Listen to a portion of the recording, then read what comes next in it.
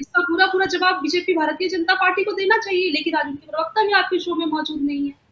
ठीक है ma'am, BJP के अगर प्रवक्ता होते तो मैं ज़रूर उनसे सवाल पूछती, और इसलिए मैंने स्टार्टिंग में ही ये क्लियर कर दिया कि मैंने उनके प्रवक्ता को निमंत्रण दिया था, लेकिन इस टॉपिक पर उन्होंने बोलने से साफ तौर पर इनकार कर दिया। विकास जी, मैं आपके पास आना चाहती हूँ।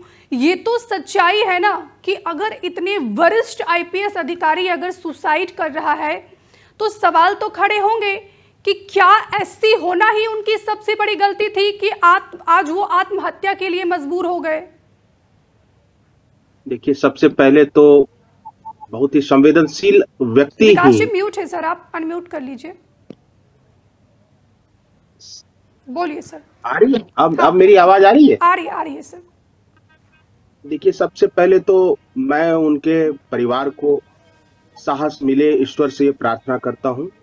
और एक आईपीएस के पद तक पहुंचना भी बहुत आसान नहीं होता, और उसके बाद कोई व्यक्ति अगर जान देने के लिए मजबूर हुआ हो तो आप सोचिए कि वह किस तरह के दबाव में काम कर रहे होंगे।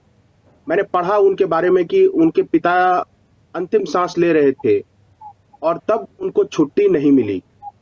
ये सोचिए, अगर एक आईपीएस अधिकारी को छुट्टी नहीं मिल रही है और उन पर जातिगत कमेंट किया जा रहा है सीनियर अधिकारियों के द्वारा, तो मुझे लगता है कि अभी भी हम एक मध्यकालीन समाज में जी रहे हैं।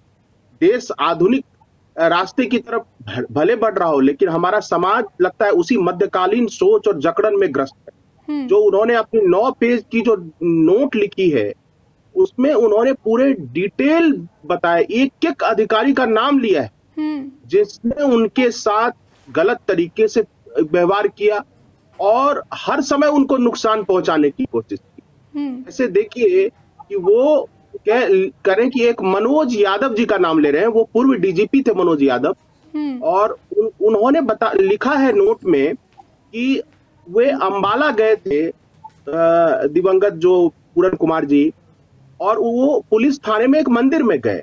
जब से वो मंदिर में गए तब से मनोज यादव उनको प्रताड़ित करने लगे। एक पीके अग्रवाल जी का नाम लिया उन्होंने, वो भी पूर्व डीजीपी हैं। सोचिए, इतने बड़े बड़े पदों पर बैठे लोगों की मानसिकता क्या है, कितनी घटिया मानसिकता है। पीके अग्रवाल के बारे में लिख रहे हैं पूरन जी कि ये मेरे बैचमेट थे, पीके अग्रवाल उनके बैचमेट थे, लेकिन लगातार मेरे खिलाफ भेदभाव करते थे और जातिवादी कमेंट करते थे, उत्पीड़न करते थे। एक पंकज नैन नाम के आईजी के पद पे रहने वाले 2007 बैच के, उन पर उन्होंने लिखा है कि एपीआर रिपोर्ट खराब करने की वो साजिश रचते थे और बार बार झूठी शिकायत दर्ज करने की धमकी देते थे। एक बताइए, एक एसपी को का भी उन्होंने नाम लिया है। मेरे ख्याल से इसको केवल आरोप नहीं माना जाए। कोई भी व्यक्ति जब अंतिम बात लिख रहा है वो अपने जीवन के बारे में, तो किसी के बारे में दुर्भावना से ग्रस्त होकर नहीं लिख रहा है, बल्कि वो अपने अनुभव के आधार पर लिख रहा है। एक तो ये बात है। देखिए, मुझे ब्यूरोक्रेसी के बारे में बार बार बोलता हूं जब भी मुझे मौका मिलता है। ये हमारी ब्यूरोक्रेसी, ये ब्रिटिश मॉडल पर बनी हुई ब्यूरोक्रेसी है, जो हमारे लोगों पर शासन करने के लिए बनी है, हमारे लोगों को राहत देने के लिए नहीं बनी है ब्यूरोक्रेसी। इसमें हायरकी है। मान लीजिए, वो अगर अपने सीनियर अधिकारियों के खिलाफ जीवित रहते अगर शिकायत कराते तो उन पर तरह तरह के केस लाद दिए जाते।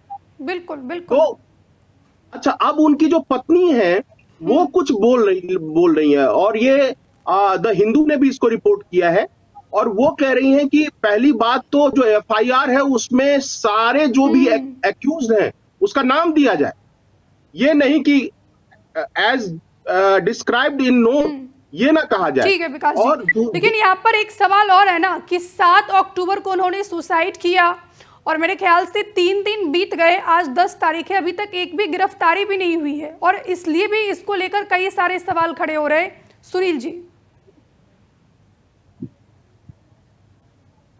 जी मेरी आवाज आ रही है सर आप तक? सुनील जी, आप मुझे सुन पा रहे हैं? तो लगता है मेरी आवाज सुनील जी तक नहीं पहुंच पा रही। एक बार मैं पीसीआर की टीम से रिक्वेस्ट करूंगी कि उनकी आवाज सही हो जाए, फिर मैं सुनील जी हाँ सर। रीति जी, मेरे को आपकी आवाज आ रही है? आपको आवाज आ रही है मेरी? हाँ सर आ रही है सर, बोलिए, आप बोलिए। रीति जी, बड़े दुर्भाग्य की बात है, मैं ये चैलेंज से कहता हूं क्योंकि मैं वकील हूं, 96 से प्रैक्टिस